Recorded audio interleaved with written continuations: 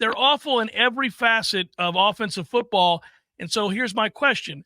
Why do you think he continues to start DJ?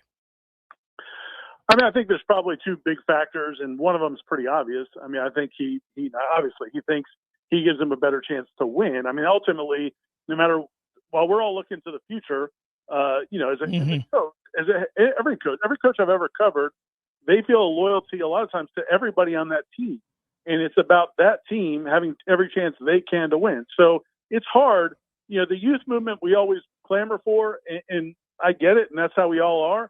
But, it's hard as a coach to tell guys who are veterans on your team, who this may be their last year, hey, man, I'm sorry, I gave it 3 games, I'm moving on. So I think that, to me, if you're going to do it for the standpoint of looking to the future, to me, that's more of a second half of the decision, second half of the season decision.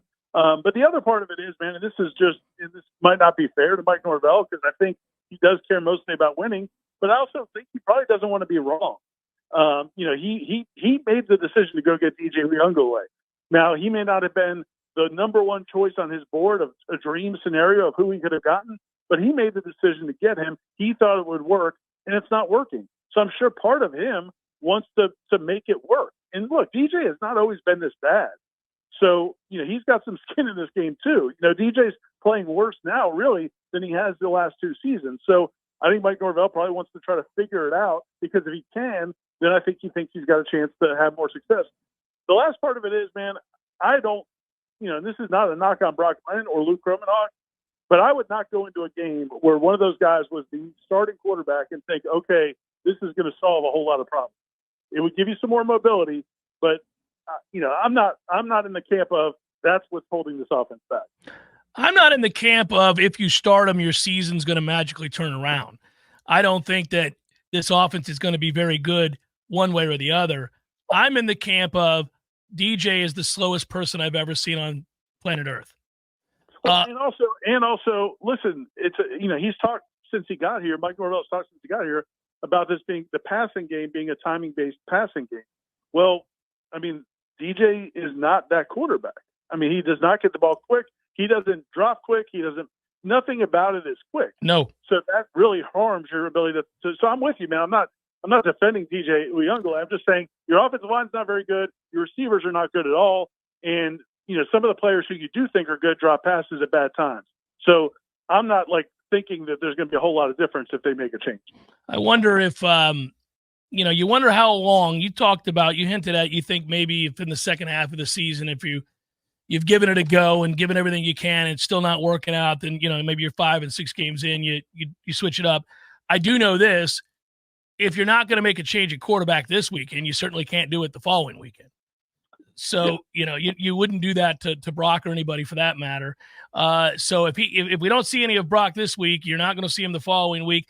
What are the odds if he did play this week, Jeff, that he played well enough that you go into the Clemson game thinking, even if he came in as a backup, right, where you thought, we need to start him against Clemson? No, I don't think you would change who you predicted to win the game. I mean, I think Clemson's going to dominate the game. I think Clemson's defensive line is going to manhandle Florida State's offensive line. What happens from there it's self-explanatory, right? If you can't block them, you've got zero chance. But I would say that if you can't block them, DJ's going to get murdered because he can't get out of the way of molasses. So I don't think Brock wins you the game, but I think at some point you got to put somebody in there that can move. And at least even then, I'm not even talking, people will bring up how bad the RPO game is, and it's terrible.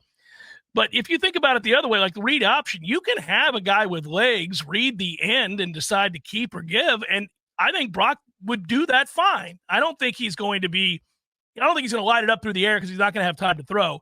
But you could move him around. You could roll him out. You could use him in the read option game.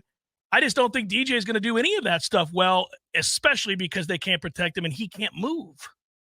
Oh, I hear you, man. I'm not disagreeing with the idea that having somebody more mobile would help.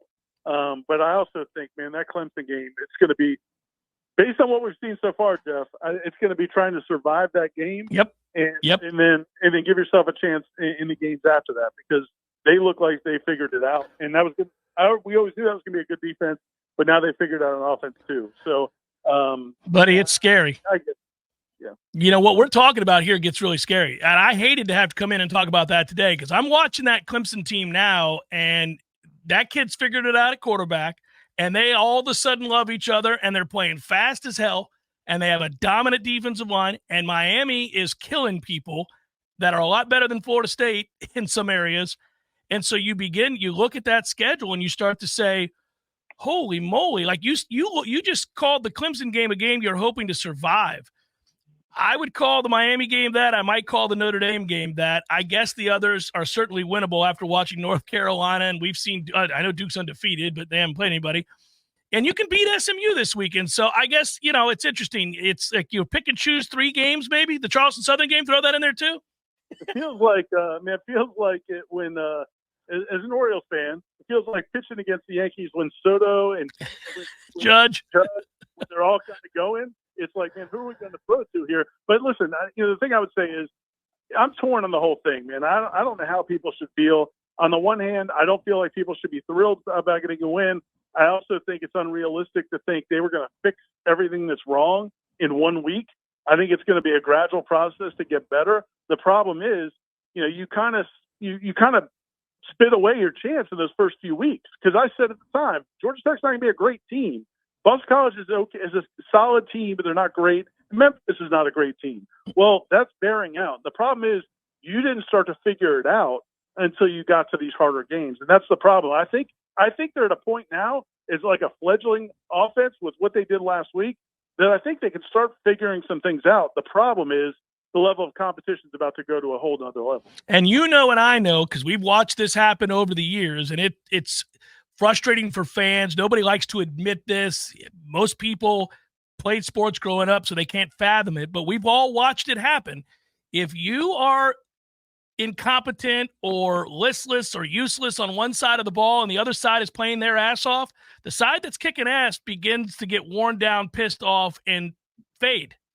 And if you don't move the ball against Clemson, and this game, we saw, what Clemson's going to do? Clemson's going to do to us what Georgia did to Clemson, which is Clemson's hanging in there defensively. They're fighting like hell. They're stymieing Georgia. They get to half. Their offense comes out in the second half. They go 3 and out immediately. Georgia goes down and scores, and Katie bar the door. Clemson's done. They're looking over at Cade Klubnik, and they're saying, sweet Jesus, man, we're out here fighting like hell, and you can't get a first down.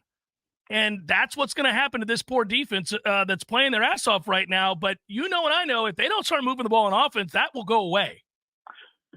Yeah, it's not a guarantee, but yeah, that's usually how it goes. Every once in a while you have a team that, you just got kids who are just not going to quit. But it becomes difficult, and it's a team sport. And if you are that bad in one side of the football, it is going to affect the other side of the football. I do think, I want to see what they look like Saturday. And so I want to hold off a little bit of judgment because I did see some things I liked in that game Saturday. There's just like little pockets, not just the defensive line, but as you mentioned, Quidarius Jones and some of the other guys here and there. So Feely get more involved in the offense. And I saw some better individual performances on the offensive line. If they can kind of build on that this week, all right, now at least you look like a competent football team. This was the first time I felt in that game, even though it was an ugly game at home against Cal, it felt like more of a competent football team than we saw in the first 3 weeks. So you can build on that, then maybe you don't get embarrassed. But yeah, man, they still have a long way to go. Fight for Lawrence Toafili to get 20 carries.